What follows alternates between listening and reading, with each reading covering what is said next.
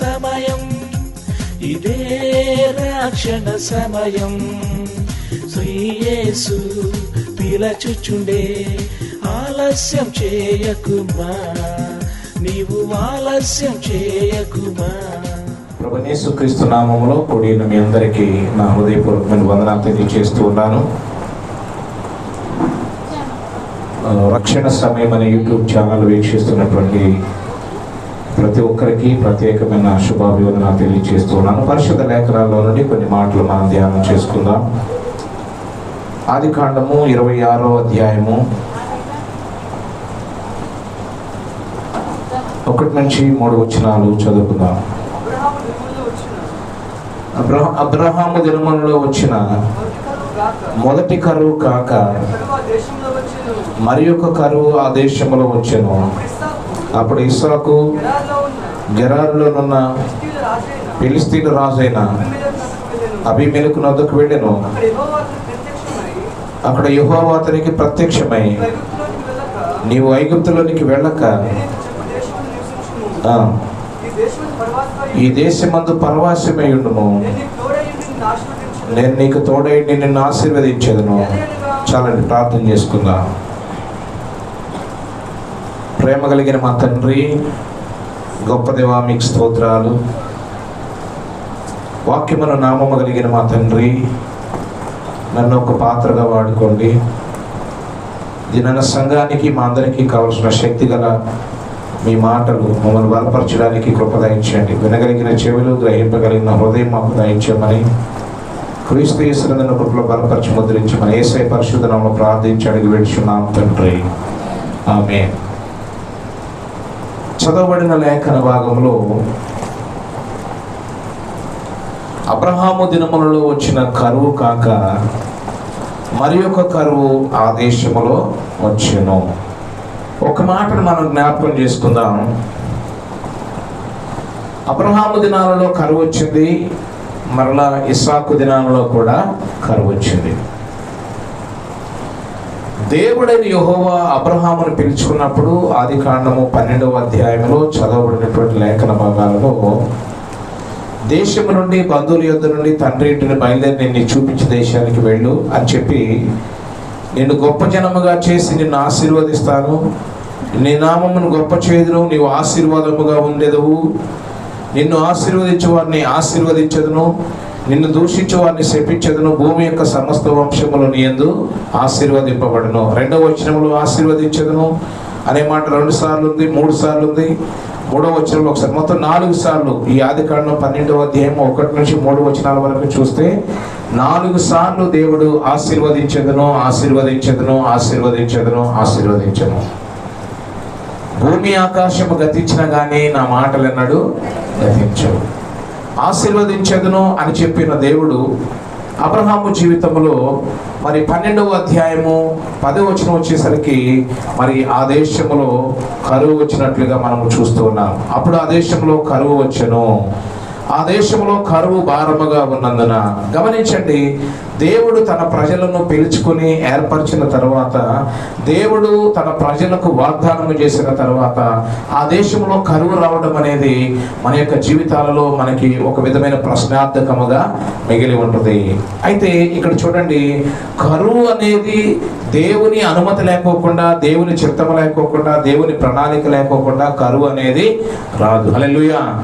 కరువు వచ్చినా కానీ దేవుడు ఏ దేశములో ఉండమని చెప్పాడు, ఏ దేశములో ఆశీర్వదిస్తానన్నాడు, ఏ దేశములో గొప్ప జనముగా చేస్తానన్నాడు, ఏ దేశములో సమస్త వంశములు నీ ద్వారా ఆశీర్వదింపబడతాయి అన్నాడు. కరువు వచ్చినా కానీ వాగ్దానము చేసిన దేశంలో మనము నిలిచి ఉన్నట్లయితే, దేవుని మాటకు లోబడినట్లయితే కరువులో కూడా దేవుడు సమృద్ధిని ఇవ్వగలరు. 2 చేతులైతే దేవునికి స్తోత్రం చెప్దాం. కరువు అనేది దేవుడు అనుమతించిన, లేదా కరువు అనేది దేశానికి వచ్చినా కానీ దేవుని మాటకు మనం లోబడితే కరువు దేశంలో ఉండొచ్చు కానీ కరువు మనకి ఉండనే ఉండదు. నమ్మిన వారు స్తోత్రం చెప్దాం. సో అబ్రహాము జీవితంలో దేవుడు గొప్ప వాగ్దానం చేశాడు, యూనివర్సల్ బ్లెస్సింగ్స్. ఆయన ద్వారా ఆయన మాత్రమే కాదు, ఆయన సంతానము మాత్రమే కాదు, ఆయన ద్వారా సమస్త వంశములు ఆశీర్వదింపబడతాయని చెప్పాడు. అబ్రహాము దేవుని నమ్మాడు, అది అతనికి నీతిగా ఎంచబడింది. కానీ అబ్రహాము జీవితంలో ప్రియులారా, దేవుని ఆశీర్వాదము, దేవుని యొక్క మాటలు, దేవుని వాగ్దానాల వైపు ఉండకోకుండా కరువు సమయంలో అబ్రహాం ఏం చేశాడంటే ఐగుప్తు వైపు, సమృద్ధి వైపు నడవడము ప్రారంభించాడు. సమృద్ధి ఉన్న చోటికి నువ్వు వెళ్ళడము కాదు, కానీ నువ్వు దేవుని మాట వింటే, దేవుని మాటకు నువ్వు లోబడితే, నువ్వున్న చోటనే దేవుడు సమృద్ధి గల స్థలముగా, సమృద్ధి గల దేశముగా మార్చగలడు. అటువంటి అనుభవము, కష్టతరమైనటువంటి అనుభవమైన, క్లిష్టతరమైనటువంటి అనుభవమైన, కరువు భారముగా ఉన్నా కానీ వాగ్దానము చేసిన దేవుడు నమ్మదగిన దేవుడు. లోకములో ఉన్నవాని కంటే నాలో ఉన్నవాడు, లోకములో ఉన్నవాని కంటే మనలో ఉన్నవాడు గొప్ప దేవుడు. హల్లెలూయా. సమృద్ధి గల చోటికి నువ్వు వెళ్ళడం కాదు, కానీ నువ్వు ఉన్న చోటనే సమృద్ధి గల దేశముగా మార్చగలడు. అబ్రహాముతో దేవుడు వాగ్దానం చేసినప్పుడు, కరువు భారముగా ఉన్నప్పుడు దేవుని వైపు చూడకోకుండా, దేవుడు వాగ్దానము చేసిన దేశంలో నిలవకోకుండా అబ్రహాం ఏం చేశాడంటే ఐగుప్తు వైపుకు, సమృద్ధి గల ప్రాంతానికి వెళ్ళడానికి ఆయన సముఖత చూపినట్లుగా ఉంది. పరిశుద్ధ లేఖనాలలో ప్రియమైన దేవుని బిడ్డలారా, బెత్లెహేములో కరువు భారంగా ఉన్నప్పుడు నయోమి ఏం చేసిందంటే మోయాబు దేశానికి వెళ్ళింది కదండి. బెత్లెహేములో కరువు ఉన్నప్పుడు ఆమె ఏం చేసింది? మోయాబు దేశానికి వెళ్ళింది. మోయాబు దేశానికి వెళ్ళిన తర్వాత, బెత్లెహేమును విడిచి మోయాబు దేశానికి వెళ్ళిన తర్వాత ఆ దేశమును ఆమె ఆశీర్వదించబడిందా అని అంటే ఆమె ఆశీర్వదించబడలా. మోయాబు దేశానికి వెళ్ళిన తర్వాత తన భర్తను కోల్పోయింది, తన కుమారులిద్దరిని కోల్పోయింది. అత్త కోడలు అందరూ కూడా విధవరాండ్రు అయిపోయారు. మరలా దేవుడు బెత్లెహేమును దర్శించాడని తెలవగానే మోయాబు దేశం నుండి ఎక్కడికి వెళ్ళిందంటే మరలా బెత్లెహేమునకు వెళ్ళింది. రెండు చేతులైతే దేవునికి స్తోత్రం కలుగును గాక. నువ్వు ఉన్నటువంటి అనుభవము, క్లిష్టతరమైన అనుభవమైన, దుఃఖకరమైన అనుభవమైన, దేవుని మాటను బట్టి నువ్వు నిలబడితే, దేవుని మీద ఆదుకోవడము, దేవుని మీద ఆధారపడడం నువ్వు నేర్చుకుంటే ప్రియులారా, కరువు దేశంలో ఉండొచ్చు కానీ కరువు నీకు ఉండదు, నీ కుటుంబానికి ఉండదు. దేవునికి స్తోత్రం కలుగును గాక. ఈ మాట ప్రియులారా గమనించండి. దేవుని వాక్యం వింటున్నటువంటి మనందరికీ కూడా వర్తిస్తాయి. అబ్రహాము యొక్క సంతానము జీవితంలోనే కాదు, దేవుని బిడ్డలుగా అబ్రహాము సంతానముగా, విశ్వాస సంబంధులే అబ్రహాము సంతానం అని పిలువబడుతున్నారు. మన దినాలలో కొన్నిసార్లు కొన్ని పరిస్థితులు మనకి ప్రతికూలముగా ఉండొచ్చు. మన దేశములో లేదా మనముంటున్న ప్రాంతంలో కరువు భారముగా ఉండొచ్చు. ఈ మధ్య కాలంలో 3 సంవత్సరాలు ప్రియులారా మరి కరువు చాలా భారంగా ఉంది. పనులు లేకోకుండా ఉన్నాయి. చాలా మంది ఆర్థికంగా నష్టపోయారు. చాలా మంది గొప్ప వాళ్ళు కూడా బిజినెస్ లాగిపోయినాయి, వ్యాపారాలు ఆగిపోయినాయి. మరి ఆ యొక్క జరుగుబాటు కష్టంగా ఉంది. కానీ దేవుని మీద నమ్ముకుని, దేవుని మీద ఆనుకుని, దేవుని వైపు చూస్తున్న వారి జీవితాలలో ఏదో రీతిగా దేవుడు ఆశ్చర్యంగా మనల్ని ఎప్పుడు కూడా పస్తూ ఉంచలేదు. ఎవరైనా చెప్పండి, ఆ కరోనా సమయంలో, కరువు సమయంలో పాస్టర్ గారు మేము చాలా ఇబ్బంది పడ్డామండి, అసలు మాకు తినడానికి లేదండి, మా పిల్లలు మేము కఠినమైనటువంటి కరువును అనుభవించామండి, కరువు భారంగా ఉందండి మాకు అన్నవాళ్ళు ఎవరైనా ఉన్నట్లయితే ఇక్కడ సంఘములో సభాముఖంగా మీ చేతులెత్తి చూపించండి. దేవునికి స్తోత్రం కలుగును గాక. ఏ ఒక్కరు కూడా కరువులో కూడా ఎవరు కూడా కరువుగా భారంగా ఎవరు కూడా ఫీల్ అవ్వలేదు. ఎందుకంటే కరువు గల సమయంలోనైనా, కరువు గల దేశంలోనైనా దేవుని మాట విని దేవునికి లోబడితే దేవుడు మనల్ని సమృద్ధిగా పోషించగలడు, ఆశీర్వదించగలడు. దేవునికి స్తోత్రం కలుగును గాక. ఈ వాక్యాన్ని ధ్యానిస్తున్నప్పుడు ప్రియమైన దేవుని బిడ్డలారా, అబ్రహాము చేసినటువంటి ఒక పొరపాటు ఏంటంటే దేవుడు వాగ్దానము చేసిన దేశము, బేతేలుకు వెళ్ళినటువంటి, బేతేలులో గుడారము కట్టుకుని, బేతేలులో బలిపీఠము కట్టుకుని, బేతేలులో దేవుని వాగ్దానము కోసం ఎదురు చూస్తున్న అబ్రహాము దినములను ప్రియులారా కరువు భారముగా ఉన్నదని ఆయన ఏం చేశాడంటే ఐగుప్తు దేశానికి వెళ్ళాడు. ఐగుప్తు దేశానికి వెళ్ళగానే ఐగుప్తు దేశంలో అవమానపరచబడ్డాడు, ఐగుప్తు దేశంలో నిందలు పడ్డాడు. తన భార్యను ఐగుప్తు రాజు ఫరో తీసుకుని వెళ్ళడం జరిగింది. దేవుడు చెప్పిన ప్రాంతంలో, దేవుడు చెప్పినటువంటి ప్రదేశంలో, దేవుడు చెప్పిన వాగ్దానం వైపు ఉండకోకుండా ఐగుప్తుకు వెళ్ళడాన్ని బట్టి ఆయన చాలా నష్టపోయాడు. హల్లెలూయా. ప్రియులారా గమనించండి, నేను ఈ వాక్యాన్ని ధ్యానిస్తున్నప్పుడు దేవుడు నాకు ఇచ్చినటువంటి ఆలోచన ప్రత్యక్షత ఏంటంటే అబ్రహాము చేసిన పొరపాటు తర్వాత ఏమైందంటే అబ్రహాము దినాల్లోనే కరువు కాకోకుండా అబ్రహాము దినములలో వచ్చిన మొదటి కరువు కాక మరి ఒక కరువు ఇస్సాకు దినములలో వచ్చినట్లుగా చూస్తూ ఉన్నాం. గమనిస్తున్నారా? ఈ కరువు అనేది ప్రియులారా దేవుడే కొన్నిసార్లు అనుమతిస్తాడు. మనము ఎప్పుడైతే బలహీనులుగా ఉంటామో, మనము అవిధేయులుగా ఉంటామో, కొన్ని శాపాలు, కొన్ని కరువు, కొన్ని కష్టాలు, నష్టాలు మనం అనుభవించడం కాకుండా మన అవిధేయత వలన వాటిని 3-4 తరాల వరకే మన పిల్లల మీద కూడా అవి ఏలుబడి చేస్తూ ఉంటాయి. అబ్రహాము ఐగుప్తు దేశానికి వెళ్ళడాన్ని బట్టి ఆ కరువులో దేవుని మీద ఆనుకోకుండా, దేవుని వైపు చూడకోకుండా, వాగ్దానము చేసిన దేశంలో నిలబడకోకుండా ఐగుప్తు దేశానికి వెళ్ళడాన్ని బట్టి అబ్రహాము కుమారుడైన ఇస్సాకు సమయంలో కూడా కరువు వచ్చింది. అయితే ఇస్సాకు సమయంలో ఇస్సాకు కూడా ఐగుప్తు దేశం వైపు వెళ్ళాలనుకున్నప్పుడు దేవుడైన యెహోవా ఆదికాండం 26వ అధ్యాయంలో ఈ దేశమందు పరవాసి ఉండము, నేను నీకు తోడై ఉంటాను. చూడండి, నీవు ఐగుప్తు దేశంలోనికి వెళ్ళగా నేను నీతో చెప్పు దేశమందుండము, నేను నీకు తోడైండి నిన్ను ఆశీర్వదించెదను. 2 చేతులెత్తి దేవునికి స్తోత్రం చెప్దాం. అబ్రహాము కుమారుడైన ఇస్సాకు కూడా ఐగుప్తు దేశం వైపు వెళ్ళాలనుకున్నప్పుడు ప్రియులారా గమనించండి, దేవుడు ఇస్సాకుతో హెచ్చరిస్తున్నాడు, ఐగుప్తుకి వెళ్ళదు.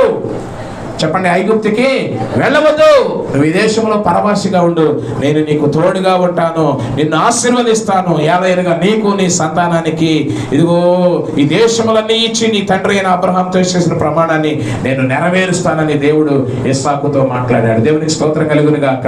అబ్రహాము అయితే అడుగులు ఐగుప్తు వైపు వేశాడు, కానీ ఇస్సాకు ఆ కరువుని ఏం చేశాడంటే బ్రేక్ చేశాడు. 2 చేతులైతే దేవునికి స్తోత్రం చెప్దాం. ఇస్సాకు ఐగుప్తుకి వెళ్ళలేదండి. గమనించాలి సంఘము, ఇస్సాకు ఐగుప్తుకు వెళ్ళలేదు. దేశంలో కరువు ఉండొచ్చు, కానీ నువ్వు దేవుని మాట వింటే, నువ్వు దేవుని మీద ఆనుకుంటే,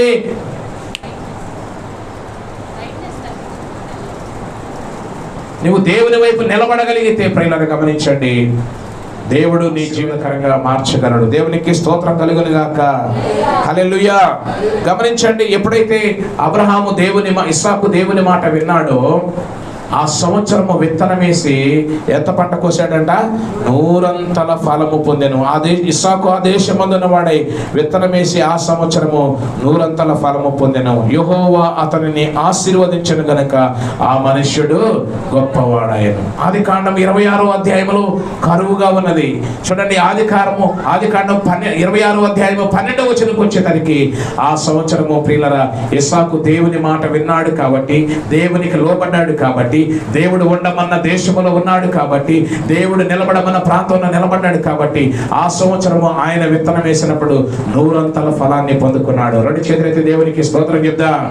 ప్రియమైన దేవుని బిడ్డలారా, ఈ లేఖనాన్ని బట్టి దేవుడు మనతో మాట్లాడేది ఏంటంటే, కరువు అనేది దేవుడు అనుమతించినా గానీ కరువు ప్రియులారా నీకు ఇబ్బందికరంగా ఉండదు. కరువు దేశానికి ఉండొచ్చు, కానీ నువ్వు దేవుని మాట వింటే, దేవునికి లోబడితే, దేవుడు చేయమన్న పని చేస్తే ఆ దేశంలో 100 ఆశీర్వాదాన్ని నువ్వు అనుభవిస్తూ ఉంటావు. దేవునికి స్తోత్రం కలుగును గాక.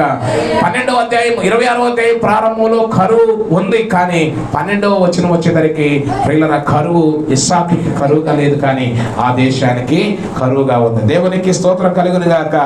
ఇస్సాకుని దేవుడు ఆశీర్వదించాడు. ఆమేన్ చెప్పండి. ఇస్సాకుని ఆశీర్వదించాడు. ఇస్సాకుని దేవుడు గొప్ప జనంగా చేశాడు. ఇస్సాకుని ప్రియులారా గొప్పవాడగు వరకు, మిక్కిలి గొప్పవాడగు వరకు క్రమక్రమముగా అభివృద్ధి చెందుచూ వచ్చాను. 2 చేతులైతే దేవునికి స్తోత్రం చెప్దాం. ప్రియమైన దేవుని బిడ్డలారా, దేవుని మాట వింటే కరువులోనైనా గానీ దేవుడు ఆశీర్వదిస్తాడు, గొప్ప జనముగా చేస్తాడు, క్రమక్రమముగా దీవిస్తాడు. హల్లెలూయా. ప్రియులారా, ఎప్పుడైతే ఇస్సాకు దీవించబడ్డాడో ఆయనకి కష్టాలు ప్రారంభమైనాయి. సంఘము గమనించాలి, ఎప్పుడైతే ఇస్సాకు దీవించబడ్డాడో, ఎప్పుడైతే ఇస్సాకు ఆశీర్వదించబడ్డాడో, ఎప్పుడైతే ఇస్సాకు అభివృద్ధి చెందడం ప్రారంభించాడో పొరుగు వారి దృష్టిలో పడ్డాడు, ఫిలిస్తీన్ యొక్క దృష్టిలో పడ్డాడు. ప్రియులారా బాంధవ్యాలు తెగిపోయినాయి. అభివృద్ధి పొందుతున్నంత కొలది, ఆశీర్వదించబడుచున్నప్పుడు ప్రియులారా ఇస్సాకుకి కష్టాలు ప్రారంభమైనాయి. అదేంటి పాస్టర్ గారు అని అనవచ్చు. గమనించండి, మీ జీవితాల్లో కూడా దేవుని మాటకు మీరు లోబడి దేవుని చేత ఆశీర్వదించబడితే క్రమక్రమముగా దేవుడు మిమ్మల్ని ఆశీర్వదించడం ప్రారంభిస్తే కనుక మీ ఇరుగు పొరుగు వారు ఉన్న వారందరూ కూడా మీకు విరోధులైపోతారు, మీ మీద అసూయ పడతారు, మీ మీద సణుక్కుంటారు, మీ మీద కొనుక్కుంటారు. చూడండి ఆ మాట మనం చదువుదాం. 14 వచనం. అతనికి గొర్రెల ఆస్తియు గొడ్ల ఆస్తియు దాసులు గొప్ప సమూహము కలిగినందున ఫిలిష్తీయులు అతని యందు అసూయపడిరి. చూడండి, ఆశీర్వాదం అనేది మనకి దేవుడు అనుగ్రహిస్తుంటే మన చుట్టూ ఉన్న వారు ఏం చేస్తారంటే మనం ఆశీర్వదించబడుతున్న కొద్దీ వాళ్ళకి అసూయగా ఉంటుంది. హల్లెలూయా. వాళ్ళు ఎంత అసూయ పడుతున్నా కానీ, వాళ్ళు ఎంత అపోజిషన్గా ఉన్నా కానీ, వ్యతిరేకిస్తున్నా కానీ, ద్వేషిస్తున్నా కానీ, కలహపడుతున్నా కానీ, ఎంత వ్యతిరేకంగా ఉన్నా కానీ, ప్రియులారా, నువ్వు దేవుని మాట విని దేవునికి లోబడి దేవుని చెప్పిన స్థలంలో నిలబడితే దేవుడు నిన్ను ఆశీర్వదించడం ప్రారంభిస్తే నీకు వ్యతిరేకంగా ఎంత మంది అసూయపడినా గానీ, నీకు వ్యతిరేకంగా ఎంత మంది ఎన్ని మాటలు మాట్లాడుకున్నా గానీ, దేవుడు నిన్ను ఆశీర్వదించడం అనేది ఆపడది కొనసాగుతూనే ఉంటుంది. చప్పట్లు కొడుతూ దేవుని నామాన్ని మహిమపరచుదాం. హల్లెలూయా, హల్లెలూయా. బిగ్గరగా చెప్దాం హల్లెలూయా. చుట్టూ ఉన్నవారు పగపించుకున్నారు, వాళ్ళ ప్రవర్తనలో మార్పు వస్తుంది. మనకు అర్థం కాదు.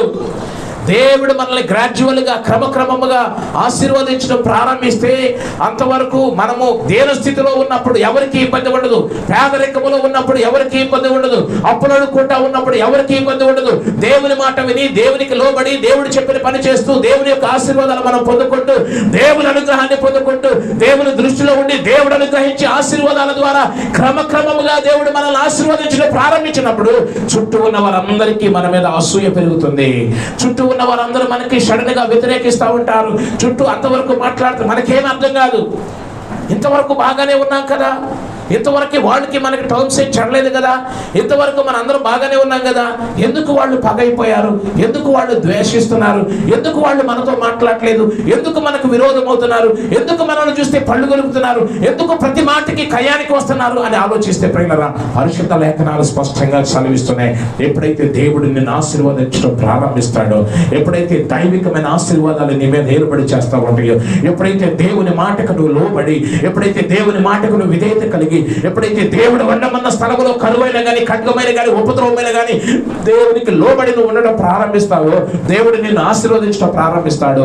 సాతాను నీ అభివృద్ధిని వారలేడు, సాతాను నీ యొక్క అభివృద్ధిని తట్టుకోలేడు, అసూయ పడతా ఉంటాడు. చూడండి, క్రమక్రమముగా ఆశీర్వదించినప్పుడు 14 వచనం నుంచి గొర్రెల ఆస్తియు గొడ్ల ఆస్తియు దాసులు గొప్ప సమూహము కలిగినందున ఫిలిష్తీయులు అతని యందు అసూయపడిరి. హల్లెలూయా. ఇంకా చూడండి, పరిశుద్ధ లేఖనాలలో ఆ యొక్క బావులను పూడ్చివేశారు. 26వ అధ్యాయము 18వ వచనం చదువుదాం. చూడండి, అప్పుడు తన తండ్రి అయిన అబ్రహాము దినములలో త్రవ్విన నీళ్ల బావులు ఇస్సాకు తిరిగి త్రవ్వించిన. ఎలా అనగా అబ్రహాము మృతి పొందిన తర్వాత ఫిలిష్తీయులు వాటిని పూడ్చివేసిరి. చూడండి, ఫిలిష్తీయులు ఏం చేశారంట?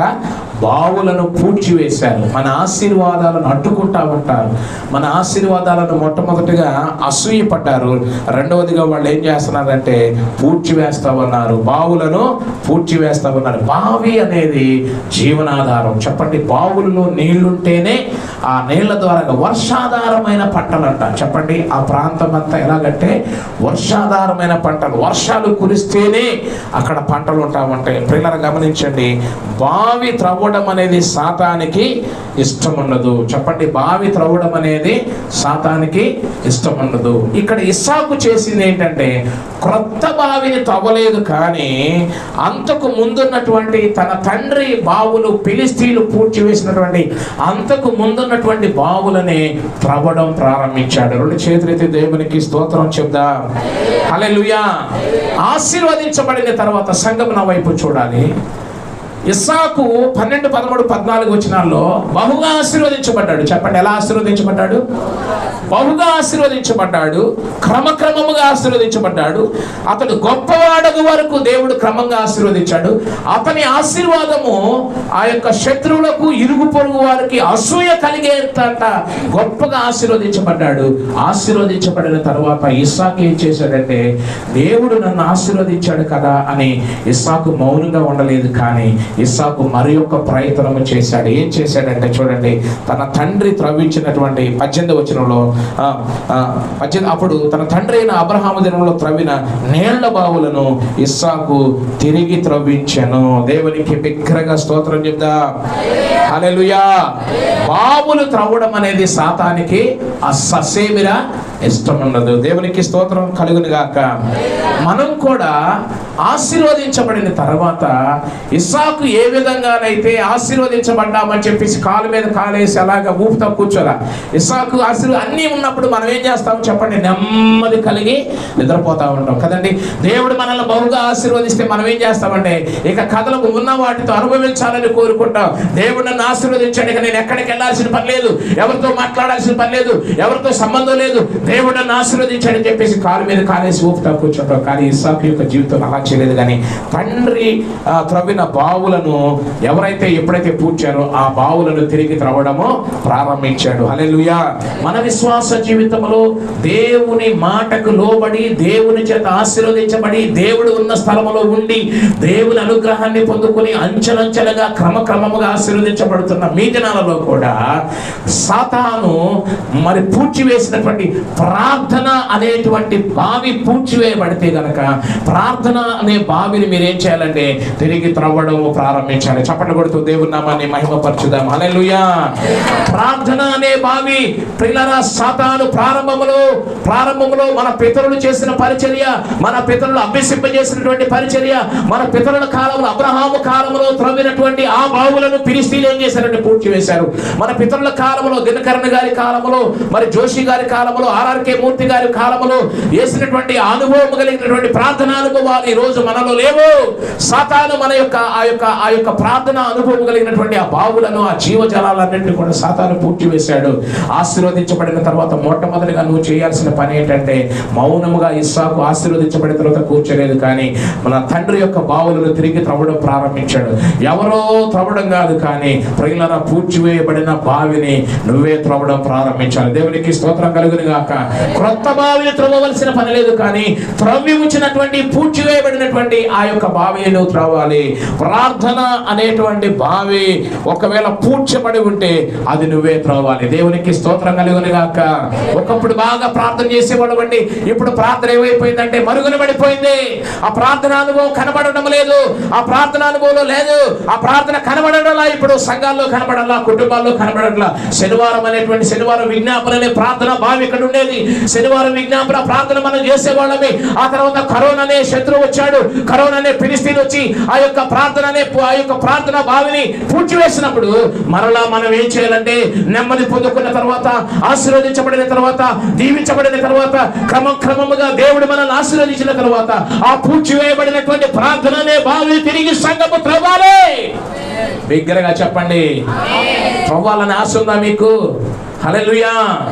ఇస్సాకు ఆశీర్వదించబడిన తర్వాత మౌనంగా లేడు, తన పితరుల యొక్క బావులను త్రవ్వడము ప్రారంభించాడు. ఈరోజు సంఘానికి దేవుడిస్తున్నటువంటి సందేశం ఏంటంటే, ఒకవేళ మీరు ఒకప్పుడు ప్రార్థన చేసుకునేవాళ్ళు, ప్రార్థనకు ఒక సమయాన్ని కేటాయించేవాళ్ళు, ప్రార్థనకు ఒక స్థలాన్ని కేటాయించేవాళ్ళు, ప్రార్థన చేయకోకుండా తినేవాళ్ళు కాదు, ప్రార్థన చేయకోకుండా పని చేసేవాళ్ళు కాదు, ప్రార్థన చేయకపోతే నిద్ర పట్టేది కాదు, ప్రార్థన అనుభవం లేకపోతే ఒకప్పుడు చాలా కలవరంతో ఉండేవాడు. ఈరోజు ఆ ప్రార్థన అనే అనుభవం పాతి పెట్టబడింది, ఆ ప్రార్థన అనే బావి పూడ్చివేయబడింది.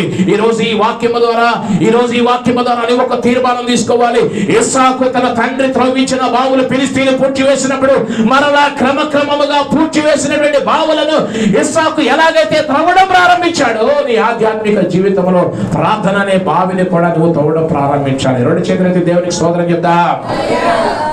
ఎంతమంది ఆశపడుతున్నారు ప్రార్థన అనే బావిని నేను త్రవ్వాలని ఆశపడుతున్న వాళ్ళు చేయి పైకెత్తండి, నేను మీకోసం ప్రార్థన చేస్తాను. ప్రభువా మీకు స్తోత్రాలయ్యా. కృప కలిగిన మా తండ్రి, మా బిడ్డలు మీ మాటలకు లోబడుతున్నారయ్యా. ఇస్సాకుని స్ఫూర్తిగా తీసుకున్నారు. కరువులో అబ్రహాం అయితే ఐగుప్తు దేశానికి వెళ్ళాడు, కానీ కరువు సమయంలో తండ్రి ఇస్సాకు, అయ్యా నా తండ్రి నేను అదే దేశమందు పరవాసిగా ఉండమని మీరు చెప్పినప్పుడు ఆ దేశమందున్న వాడై విత్తనం వేసి నూరతల పంట కోసాడు ప్రభువా. అంత మాత్రమే కాకుండా అంచెలంచెలుగా ఆశీర్వదించారు, గొప్పవాడయ్యాడు తండ్రి. అయ్యా అంత మాత్రమే కాకుండా క్రమముగా మీరు ఆశీర్వదించిన కొలది నా తండ్రి పూడ్చివేసిన బావులు త్రవ్వడానికి ఇష్టపడినట్లుగా ఇదిగో సంఘ బిడ్డలందరూ కూడా నా తండ్రి ఆ ప్రార్థన అనుభవము పూడ్చివేయబడి ఉండగా ప్రభువా వారందరూ మరలా పునః ప్రారంభించడానికి, అనుభవాన్ని త్రవ్వడానికి, అనుభవానికి వెళ్ళడానికి, ప్రార్థన జీవజలంలో ప్రార్థన ఆశీర్వాదాలు పొందుకోవడానికి ఇష్టపడుచుండగా ఎంతమంది చేతులెత్తారో వారందరిని మీరు దీవించండి, ఆశీర్వదించండి, కృపకు పాత్రలుగా ఎంచమని యేసయ్య శక్తిగల నామములో ప్రార్థించి అడిగి వేడుచున్నాము తండ్రి. ఆమె చెప్పండి. యేసయ్య మన ప్రార్థన ఆలకించారని బిగ్గరగా స్తోత్రం చెప్దామా? దేవుడు మీలో మీ హృదయములో ప్రార్థన భారమును పెట్టునుగాక. ప్రార్థన చేయాలని ఆశ మీలో ప్రారంభమగునుగాక. ఈ గడియ మొదలుకొని పూడ్చివేయబడిన ప్రార్థన అనుభవము త్రవ్వబడునుగాక. చప్పటి కొడుతూ దేవుని నామాన్ని మహిమపరచుదాం. స్తోత్రం స్తోత్రం స్తోత్రం స్తోత్రం. హల్లెలూయా. రెండవ బావి ఏంటంటే చూడండి ప్రియులారా, వాక్య ధ్యానం అనేటువంటి బావి. అయ్యా ఒక్క రోజైనా కానీ రోజులు 5 అధ్యాయాలు చదివేవాళ్ళం, 10 అధ్యాయాలు చదివేవాళ్ళమి, 2 అధ్యాయాలు చదివేవాళ్ళమి, 3 అధ్యాయాలు చదివేవాళ్ళమి. ఇప్పుడు సమయం బిజీగా ఉంది. ఆశీర్వదించబడిన కొలది ప్రార్థనలు వాక్యం చదవడానికి సమయం ఉన్నట్లు బిజీ షెడ్యూల్ అయిపోయింది. ప్రియులారా గమనించండి, వాక్య ధ్యానం అనే బావి ఒకవేళ పొరపాటున శత్రువు పూడ్చి వేస్తే, మీరు బావులు త్రవ్వడం సాతానికి ఇష్టం లేదు, మీరు వాక్యం చదవడం సాతానికి ఇష్టం ఉండదు, మీరు ప్రార్థన చేసుకోవడం సాతానికి ఇష్టం ఉండదు. సాతాను ఏదో రకంగా ఉన్నంతసేపు ఉంటారు. ప్రార్థన అనగానే మంగళగిరి వెళ్దామా వదిన, మంగళగిరి వెళ్దామా అక్క అని చెప్పేసి సంచి తీసుకొని మంగళగిరికి బయలుదేరతారు. సాతాను మీ ఆధ్యాత్మిక బావులను పూడ్చి వేస్తుంది. మీరు ఆశీర్వదించబడడం సాతానికి ఇష్టం లేదు, మీరు దేవుని మాట వినడం సాతానికి ఇష్టం ఉండదు. సాతాను మీరు త్రవ్విన బావులను పూడ్చడానికి చూస్తూ ఉంటది. కాబట్టి మెలకు కలిగిన వారై ఉండాలి. హల్లెలూయా చెప్పండి. హల్లెలూయా. వాక్యం ఏమంటే మెలకువగా ఉండి, ప్రార్థన యందు నిలకడగా ఉండి, పౌరుషము గలవాడై ఉండి, బలవంతులై ఉండి. దేవునికి స్తోత్రం కలుగును గాక. ఆధ్యాత్మిక జీవితంలో మనకు మెలకువ కావాలి. వాక్య ధ్యానం అనేది చాలా ప్రాముఖ్యమైనది. ప్రార్థనతో మనము దేవునితో మాట్లాడితే వాక్యము ద్వారా దేవుడు మనతో మాట్లాడతారు. 2 చేతులెత్తి దేవునికి స్తోత్రం చెప్తామా? ఇదివరకే మనం వాక్యం క్రమంగా చదువుకుని కూడా ఉదయాన్నే లేవగానే మరి ఆ కాఫీ తాగి బ్రష్ చేసుకుని మరలా వాక్యం చదువుకుని తర్వాతే మళ్ళీ బ్రేక్ఫాస్ట్ మనం వెళ్ళేవాళ్ళం. కొంతమంది ఏంటంటే ఈ రోజుల్లో వాక్యం అస్సలు చదువుకోకుండా ఉంటున్నారు. బైబిల్ తీయకోకుండా దినాన్ని కొనసాగించే వాళ్ళు లేకపోలేదు. ఒకవేళ పొరపాటున మీ ఆధ్యాత్మికమైన వాక్య ధ్యానం అనే బావిని సాతాను శత్రువు పూడ్చి వేస్తే, ఈ రోజు మరలా ఇస్సాకు ఏ విధంగా తండ్రి అయిన అబ్రహాము బావులను ఫిలిస్తీయులు పూడిస్తే తిరిగి తవ్వడానికి ఎలాగైతే ముందుకు వచ్చాడో, ఈ రోజు వాక్య ధ్యానం అనేటువంటి బావి మీ యొక్క జీవితాలలో పూడ్చివేయబడితే మీరు ఆ బావిని త్రవ్వడానికి సిద్ధంగా ఉండాలి. ఒకవేళ ఆ విధంగా ఇష్టపడుతున్న వారు ఎవరైనా ఉంటే చేయి పైకెత్తండి. వాక్యం నేను చదువుతాను, ఈ వాక్య ధ్యానంలో నేను ఉంటాను అన్నవాడు ఎవరైనా ఉంటే చేయి పైకెత్తండి. నేను ప్రార్థన చేస్తాను. దేవుడు మీకు అలాంటి కృపను అనుగ్రహిస్తారు. స్తోత్రం ప్రభువా. పరిశుద్ధమైన తండ్రి, గొప్ప దేవా, మీకు స్తోత్రాలయ్యా. దినంలో కనీసం కొంతసేపు బైబిల్ చదవడానికి, వాక్యాన్ని ధ్యానించడానికి సహాయం దయచేయండి. సొలొమోను భక్తుడు నీ ఉపదేశం నేను అంగీకరించినప్పుడు వృద్ధుల కంటే విశేషమైన జ్ఞానం నాకు కలుగుతుందని చెప్పాడు ప్రభువా. మీకు స్తోత్రాలు తండ్రి. మీ సన్నిధి తోడుగా ఉంచండి అయ్యా, మీ సన్నిధి తోడుగా ఉంచండి. మీ కృపను అధిగమించండి. బిడ్డలు ఆశపడుచుండగా, బావులు త్రవ్వాలని ఆశపడుచుండగా వారి జీవితాల్లో ఆధ్యాత్మికమైన ఉద్యమాన్ని తీసుకుని రండి తండ్రి. అయ్యా పూడ్చివేయబడిన ప్రతి అనుభవం యేసు నామములో అయ్యా మీ కృప చేత త్రవ్వబడునుగాక తండ్రి. అయ్యా వారు మరలా తమ యొక్క ఆశీర్వాదాలను స్వతంత్రించుకొందురుగాక. తమ పితరులు వేసిన పునాదులు గల ఆ యొక్క అనుభవాలలోనికి తిరిగి స్వతంత్రించుకొందురుగాక తండ్రి. మీ కృపగల పాత్రలుగా ఇచ్చి ఆశీర్వదించమని యేసు శక్తి గల నామములో ప్రార్థించి అడిగి వేడుచున్నాము తండ్రి. ఆమేన్. 3వ బావి ఏంటంటే కుటుంబ ప్రార్థన. చెప్పండి, ఇంటికి పైకప్పు ఎంత ముఖ్యమో కుటుంబ ప్రార్థన కూడా అంతే ముఖ్యం. ఈ మధ్య కాలంలో కుటుంబ ప్రార్థన అనే బావులు మూసివేయబడి ఎవరికి చెంత లేదు, పట్టించుకోవట్లా. పాస్టర్ గారు వెనకబడి ఆ ప్రార్థన అనుభవంలోనే తీసుకొచ్చిన తర్వాత శుభ్రంగా సాతాను చేంజ్ చేసింది ఆ బావులన్నింటినీ. చెప్పండి, ఆ బావులన్నీ ఏం చేసింది? పూడ్చి వేసింది. చింత లేదు, బాధ లేదు. ప్రియులారా గమనించండి, కుటుంబ ప్రార్థన అనేది చాలా ఆశీర్వాదకరం. కుటుంబాలలో తల్లి కుటుంబానికి ఒక ప్రవక్తిలాగా ఉండాలి. తల్లి యొక్క ప్రాథమిక విధి ఏంటంటే కుటుంబాన్ని కట్టాలి. జ్ఞానవంతురాలు తన ఇల్లుని కట్టును, మూఢురాలు తన ఇల్లుని ఓడబెరుకునంట. గమనించండి ప్రియులారా, ఎంతమంది తల్లులు మీ కుటుంబ ప్రార్థన చేయిస్తున్నారు? ఒకవేళ పొరపాటుని శత్రువు ఆ అనుభవాన్ని, ఆ బావిని పూడ్చి వేస్తే ఈ రోజైనా మీరు కళ్ళు తెరుచుకోవాలి. కుటుంబ ప్రార్థన మీ కుటుంబాలు ప్రతిష్టంగా ఉండాలంటే, మీ కుటుంబాలు దీవెనకరంగా ఉండాలంటే, యోబు తన కుటుంబాల కోసం ప్రతి దినము నిత్యము తన బిడ్డల కోసము ఆయన బలులు అర్పిస్తూ దేవుని ఎదుట తన బిడ్డలను సమాధానపరుస్తూ ఉండేవాడు. దేవునికి స్తోత్రం కలుగును గాక. యెహోషువ అంటున్నాడు, నేను నా ఇంటి వారు యెహోవాను సేవించదమంటున్నాడు. నోవాహు యొక్క జీవితాల్లో భయంకరమైనటువంటి పరిస్థితుల్లో తన కుటుంబం అంతా కూడా ఓడ కట్టడానికి, దేవుని పని చేయడానికి కుటుంబంగా ఒక టీం వర్క్ చేసింది. బిగ్గరగా స్తోత్రం చెప్దాం.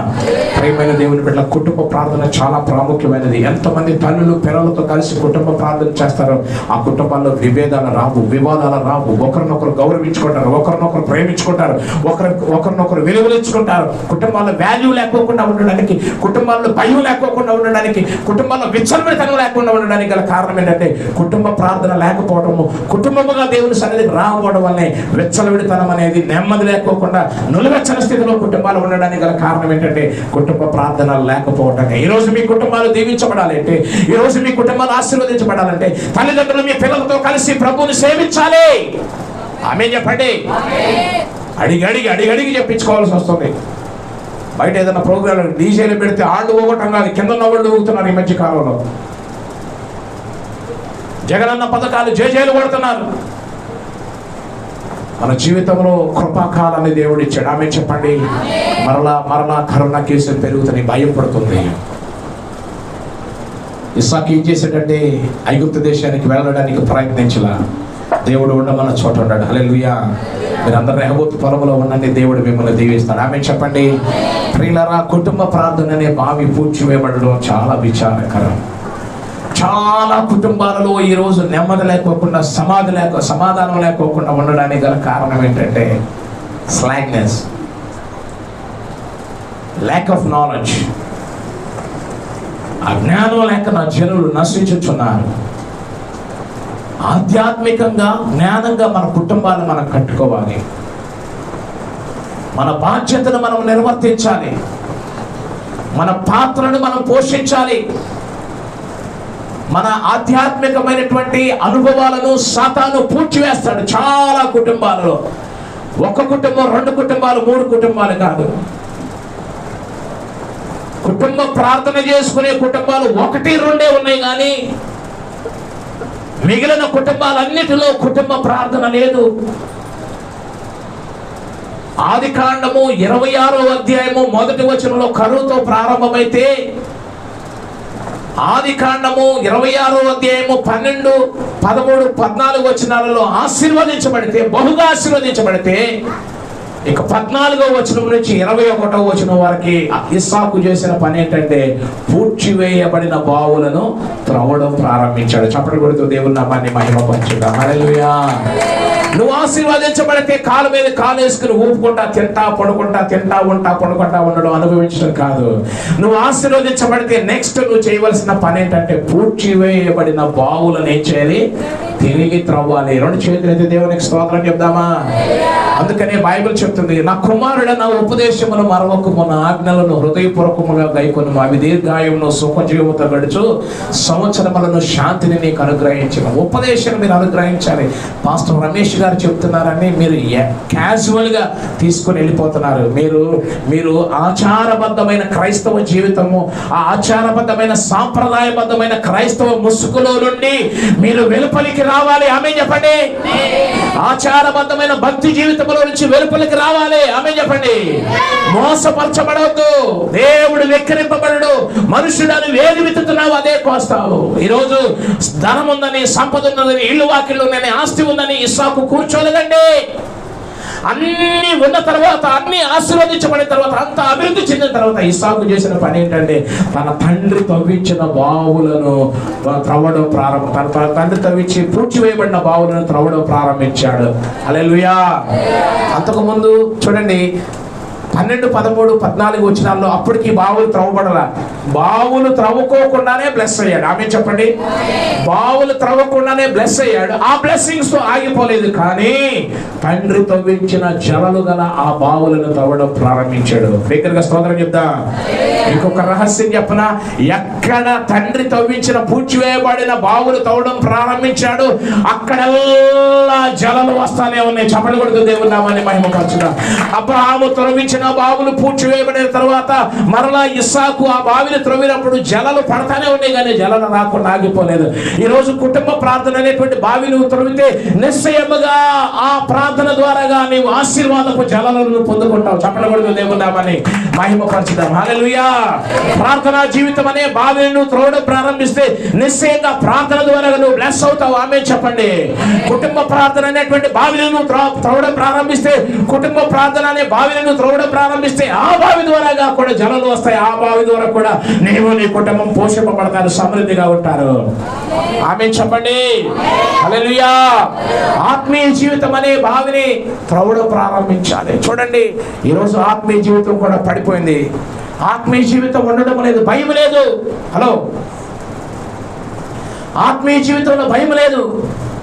పూర్వదినాలలో సమూయేలు ప్రవక్త వచ్చాడంటే ఇశ్రాయేలీయుల దగ్గరికి వస్తే వాళ్ళు ఏమంటారో తెలుసా? సమూయేలు ప్రవక్తకు భయపడేవాడు. నువ్వు సమాధానంగా వచ్చావా, ఏదైనా భయంకరమైన వార్త ఏమైనా తీసుకొచ్చావని భయపడేవాళ్ళంట. హల్లెలూయా. ప్రియమైన దేవుని బిడ్డలారా, కొన్ని కుటుంబాల గురించి దేవుడు బయలుపరుస్తున్నాడు. కొన్ని కుటుంబాలలో కొన్ని నష్టాలు జరుగుతున్నాయి. నేను ఆత్మలో చూస్తున్నాను. మన ప్రాంతం అంతా శత్రువు క్యాప్చర్ చేయడానికి ఆవరించాడు. శత్రువు వార్ యుద్ధ ప్రణాళిక, యుద్ధ ప్రాతిపదిక మీద శత్రువు వారులు తీసి వాడు తన యొక్క సైన్యాన్ని సిద్ధపరచుకుంటున్నాడు. నేను చూస్తున్నాను ఆత్మనేత్రాల్లో శత్రువు పూర్తిగా వాడు బలపరుచుకుంటూ వాడు ఏరియాని వాడు డెవలప్ చేసుకుంటా వాడు ఆవరిస్తూ ఉన్నాడు. కానీ కుటుంబాలలో నెమ్మది లేకోకుండా సమాధానంగా ఉన్నారు. నేను చెప్తున్నాను, శత్రువు బలాన్ని పొందుకుంటున్నాడు, శత్రువు తన సైన్యాన్ని సిద్ధపరచుకున్నాడు. నేను దేవుని సన్నిధిలో ఉండి చెప్తున్నాను, ప్రియులారా, ఈ భక్తి చాలదు, ఈ ప్రార్థన చాలదు, ఈ ఆత్మీయత చాలదు, ఈ ఆత్మీయ స్థితి చాలదు. మీ ముందున్నటువంటి విరోధి ఎవరిని మెరుగుదు అని గద్దించు సింహమోలే తిరుగుచు ఉన్నాడు. ఈ విధమైన భక్తి, ఈ విధమైన నులివెచ్చని స్థితి, ఈ విధమైన ఆత్మీయ స్థితి మీకు చాలదు. మీరు జయించలేరు. మీ పూడ్చివేయబడినటువంటి అనుభవాలను త్రవ్వడం ప్రారంభించండి. రెండు చేతులకి దేవుని స్తోత్రం చెప్తా. హల్లెలూయా. నిన్నటి దినాన మరి ఈ రోజు తెల్లవారుజామున ప్రార్థన చేస్తున్నప్పుడు ప్రభువుని గురించి దేవుడు బయలుపరిచాడు. భయంకరమైనటువంటి అసలు ఇక మరణము త్రుటిలో తప్పిపోయాడు, మనిషి మనకు దక్కేవాడు కాదు అన్నటువంటి ఆ యొక్క పరిస్థితి దర్శనాత్మకంగా దేవుడు బయలుపరుస్తున్నాడు. నేను నా డైరీ తేలేదు, నేను ఇంటి దగ్గర డైరీలో రాశాను. మరి యొక్క కుటుంబాన్ని గురించి దేవుడు చూపించాడు. నేను పర్సనల్గా కుటుంబానికి కౌన్సిల్ చేయాలని ఆశపడుతూ ఉన్నాను. ఆ కుటుంబంలో మరి పరిస్థితి కొంచెం డైవర్ట్ అవుతా ఉన్నట్లుగా దేవుడు చూపిస్తూ ఉన్నాడు. ఆ కుటుంబాన్ని గురించి కూడా నేను తర్వాత కౌన్సిల్ చేసి మాట్లాడాలని ఆశపడుతున్నాను. పబ్లిక్లో మాట్లాడే మాటలు కాదు. ప్రియులారా, నేను చూస్తూ ఉన్నప్పుడు ఈ విధంగా దర్శనాత్మకంగా దేవుడు బయలుపరుస్తున్న విషయం ఏంటంటే, దేవుడు సాతాను మన ప్రాంతాలలో వాడు తన సైన్యాన్ని సిద్ధపరచుకుంటూ వాడు దాడి చేయడానికి తన యొక్క డిఫెన్స్ని స్ట్రాంగ్ చేస్తూ ఉన్నాడు. ఈరోజు మాట్లాడదామా? ఈరోజు నేను సీరియస్గా చెప్తున్నాను, ప్రియ దేవుని సంగమా, మీరు ఈరోజు ఈ ప్రార్థన మీకు చాలదు, ఈ ఆత్మీయత మీకు చాలదు, ఈ డివోషన్ మీకు చాలదు, ఈ భక్తి మీకు చాలదు. ఇదే రీతిగా మీరు కొనసాగితే గనక, ఇదే రీతిగా ఆదివారం క్రైస్తవులుగా మీరుంటే గనక, ఇదే రీతిగా సాంప్రదాయబద్ధమైన క్రైస్తవ జీవితంలో మీరుంటే గనక శత్రువు చేతిలో తుత్తనీలుగా ఓడిపోతారని నేను చెప్తున్నాను. మీరు మేల్కొనాలి. పూడ్చివేయబడినటువంటి ఆ అనుభవం కలిగినటువంటి బావులను త్రవ్వడానికి మీరు ముందుకు రావాలి. దేవునికి స్తోత్రం కలుగును గాక. ఆత్మ చెప్పుచున్న మాటలు చెవిగలవాడు వినును గాక. ఒకవేళ పాస్టర్ గారు బెదరేస్తున్నాడు అనుకుంటే గనక నష్టాన్ని మీరే చూస్తారు. ఒకవేళ పాస్టర్ గారు హెచ్చరిస్తున్నాడని తెలుసుకుని మీరు భయపడి, మీరు లోబడి, మీరు పూడ్చివేయబడిన మీ ప్రార్థన ఆత్మీయ స్థితిలో మీరు మేల్కొంటే గనక మీరు జయాన్ని పొందుతారు. దేవునికి బిగ్గరగా స్తోత్రం చెప్దామా? హల్లెలూయా. అదేవిధంగా పరిచర్యలు అనేటువంటి బావులు కూడా పూడ్చివేయబడుతున్నాయి. పరిచర్య చేయడంలో కొందరు ఎరుగకనే దేవదూతలకు ఆతిథ్యం చేశారంట. చెప్పండి హల్లెలూయా. పరిచర్య ధర్మాన్ని మనం ఏం చేయాలంటే కొనసాగించాలి. ఈ పరిచర్య ధర్మాన్ని కొనసాగించడానికి భారతదేశానికి కొంతమంది మిషనరీలు తమకున్న స్థిరచరాస్తులన్నీ అమ్ముకుని భారతదేశంలో క్రైస్తవ్యాన్ని కొనసాగించారు. రెండు చేతులెత్తి స్తోత్రం చెప్తా. దేవుడు మీకున్న ఆస్తులను అమ్ముకొని పరిచర్య చేయమంటలేదు, కానీ మీరున్న స్థితిలో మీరు చేయగలిగినటువంటి పరిచర్యని మీరు చేయాలి. పరిచర్య చేయడానికి చాలా మంది దొంగలుగా తయారయ్యేది సంఘంలో. పరిచర్య అంటే ముందుకు రావట్లా, సాటును సడుక్కుంటున్నారు, గొడుక్కుంటున్నారు. నేను చెప్తున్నాను, దేవుడు వెక్కరెప్పబడడు. ఇది దేవుని పని. పరిచర్య అనే బావులు పూడ్చివేయబడుతూ ఉన్నాయి. ఈ రోజు నుంచి పరిచర్య చేయడానికి వాలంటీర్గా ముందుకు రావాలి. దేవుడి పని నువ్వు చేస్తే నీ పని ఎవరు చేస్తారు? దేవుడు చేస్తాడు. నమ్ముతున్న వారు రెండు చేతుల దగ్గరగా స్తోత్రం చెప్తా. దేవుడు తన పనిని ఎప్పుడు ఆపుకోడు. దేవుడి పని ఎప్పుడు ఆగదు. దేవుని పరిచర్య ఎప్పుడు ఆగదు. కానీ దేవుని పరిచర్యలో మనందరము భాగస్తులుగా ఉండాలి. సంఘానికి శిరస్సు క్రీస్తు అయితే మనందరము కూడా అవయవములై ఉన్నాము. మనందరి బాధ్యత అయి ఉన్నది. దేవుని పరిచర్య విషయంలో ప్రియులారా, నువ్వు పరిచర్య విషయంలో వెనకంజ వేస్తున్నావా? పరిచర్య అనేది మర్చిపోయావా? పరిచర్యకు నీకు సంబంధం లేకోకుండా ఉందా? పరిచర్యలో ఎలాంటి భాగము లేకోకుండా ఉన్నావా? ఒకవేళ పూడ్చివేయబడినటువంటి పరిస్థితులు నీ ఆత్మీయ అనుభవం ఉంటే గనక ఆ బావులను కూడా తిరిగి త్రవ్వాలని దేవుడు ఈరోజు హెచ్చరిస్తూ ఉన్నాడు. దేవునికి బిగ్గరగా స్తోత్రం చెప్దామా? హల్లెలూయా. చూడండి, ఆదికాండము 26వ అధ్యాయము 18వ వచనం చదువుదాం.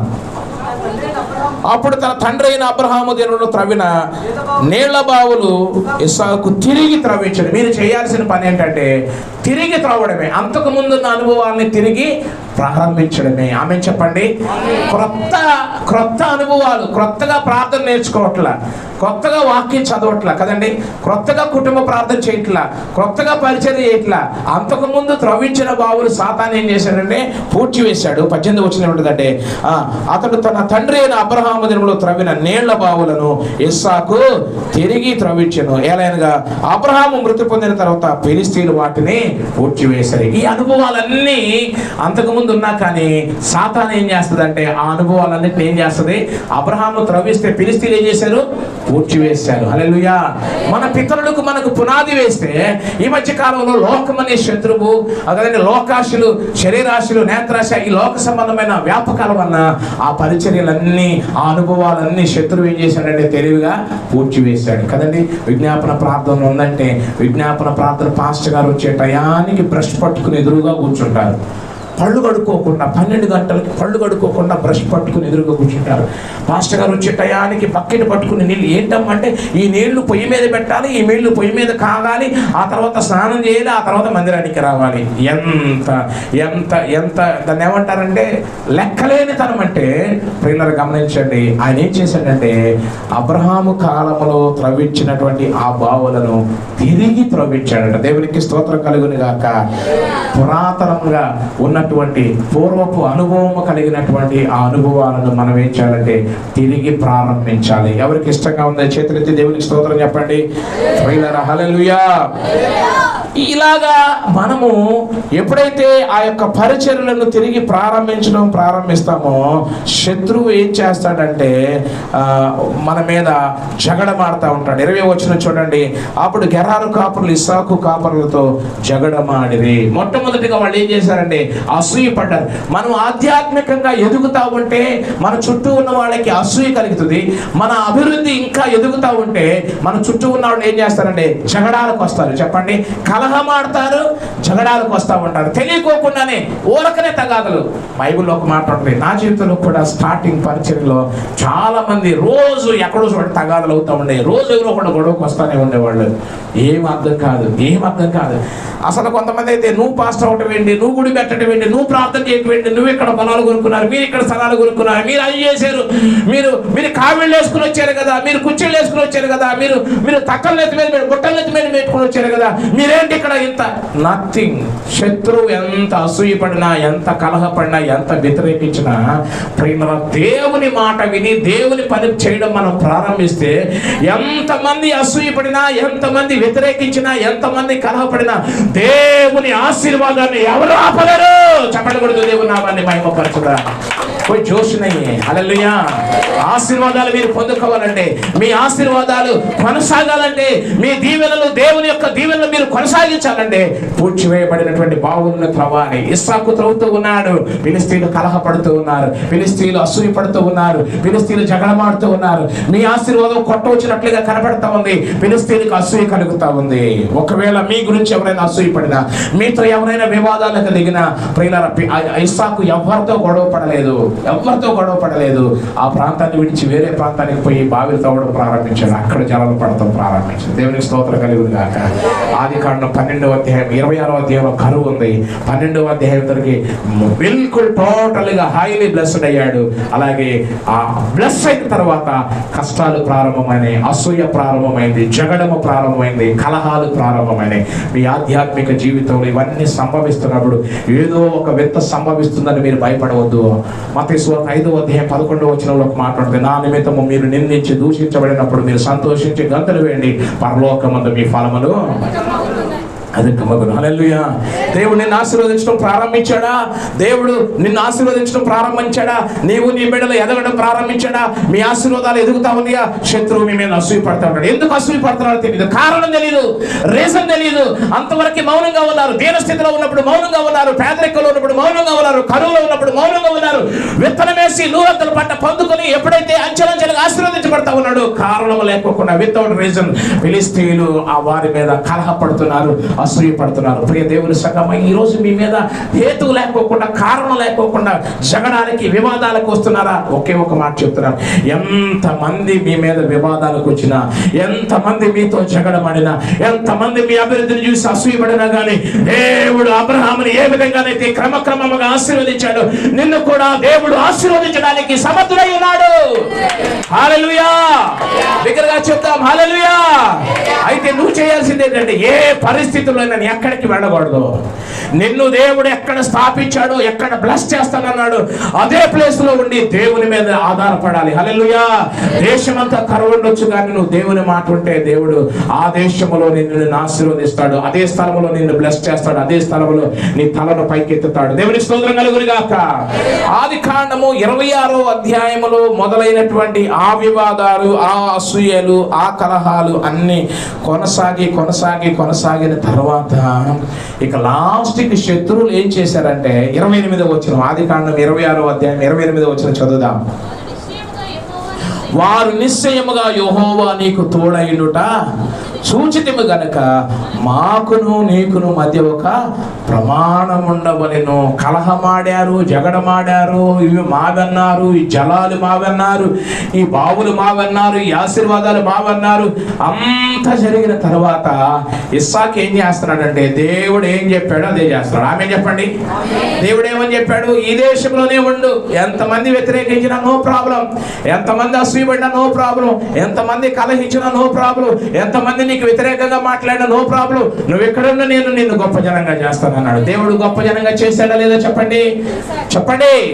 చేశాడు, ఆశీర్వదించాడు. ఇక ఆ చేయగలిగిన ప్రయత్నాలు అన్ని చేసి లాక్కోవాల్సినవన్నీ లాక్కుని తిరగబడి విభేదాలు అసూయలు అన్నీ అయిపోయిన తర్వాత లాస్ట్కి వాళ్ళు ఏం చేశారంటే, ఇస్సాకులో ఉన్నటువంటి ఇస్సాకు అభివృద్ధి చెందడానికి కలిగిన రహస్యాన్ని శత్రువులు గ్రహించారు. రెండు చేతులు ఎత్తి స్తోత్రం చెప్తాం. వాళ్ళు ఏమన్నారంటే 28వ వచనం, వారు నిశ్చయముగా యెహోవా నీకు తోడైయుండుట చూచితిమి. దేవునికి స్తోత్రం కలుగునుగాక. హల్లెలూయా.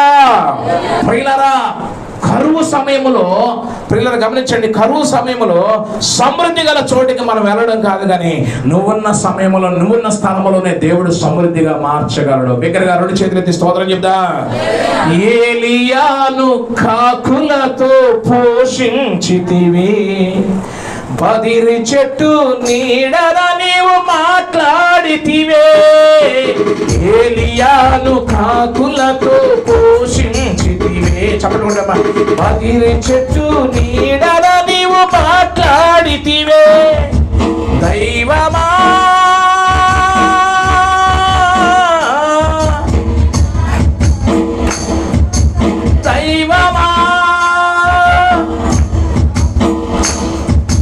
మాట్లాడే దేవుడు నీ ఉండగా, ఏలియా దేవుడు నీ ఉండగా ఏదియు నన్ను కదిలించదు. సేవ మీదయా కలవరమెందుకు, చిన్నవాడు నడిపిస్తాడుగా. సేవ మీదయా కలవరమెందుకు, చిన్నవాడు ఆలోచన ఇచ్చువాడు నీవేనయా, అన్నియు చేయువాడు నీవేనయా. ఆలోచన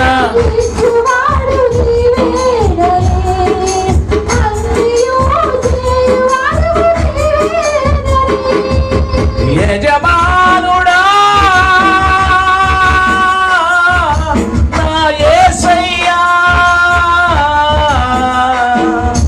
యజమానుడా నా యేసయ్యా.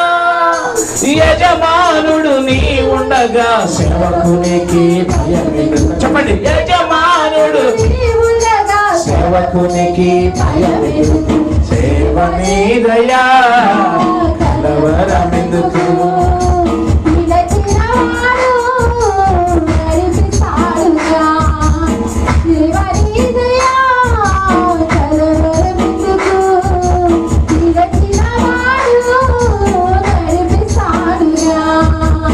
అబ్రహాము త్రవ్విన బావులన్నిటినీ ఫిలిష్తీయులు పూడ్చివేసి చేస్తూ ఉండగా, అబ్రహాము త్రవ్విన బావులన్నిటినీ ఫిలిష్తీయులు జగడమాడి పూడ్చివేయగా, పరిశుద్ధాత్ముడా పరిశుద్ధాత్ముడా ఆలోచనిచ్చి పూడ్చిన బావులు త్రవ్వించే కృపనిచ్చావు, ఆలోచనిచ్చి పూడ్చిన బావులు త్రవ్వించే కృపనిచ్చావు. సేవ నీదయా కలవరమెందుకు పిలచినవాడు నడిపిస్తాడుగా. సేవ నీదయా కలవరమెందుకు పిలిచినవాడు నడిపిస్తావుగా, నీవు నడిపిస్తావుగా, నీవు నడిపిస్తావుగా. ఫిలిష్తీయులేమో బావి కోసం ప్రయాసపడుతుంటే ఇస్సాకు బావిలో నీళ్లునిచ్చే దేవుని కోసం ప్రయాసపడుతున్నాడు. చప్పట్లు కొడుతూ దేవుని నామాన్ని మహిమపరచడం. హల్లెలూయా. చెప్పండి, ఫిలిష్తీయులు దేని ప్రయాసపడుతున్నారు? ఆశీర్వాదాల కోసం ప్రయాసపడుతుంటే ఇస్సాకు ఏం చేస్తున్నాడండి? ఆశీర్వాదానికి కారకుడైన దేవుని కోసం ప్రయాసపడుతున్నాడు. హల్లెలూయా. ఈరోజు సంఘం ఆశీర్వాదాల కోసం ప్రయాసపడాలా, ఆశీర్వదించే దేవుని కోసం ప్రయాసపడాలా? చెప్పండి, మీకు ఎవరు కావాలి? ఆశీర్వాదాలు కావాలా, ఆశీర్వదించే దేవుడు కావాలి? చెప్పండి, ఆశీర్వదించే దేవుడే కావాలి. దేవునికి స్తోత్రం కలుగును గాక. అతి గొప్ప కృప దేవుడు మనందరికి అనుగ్రహించును గాక.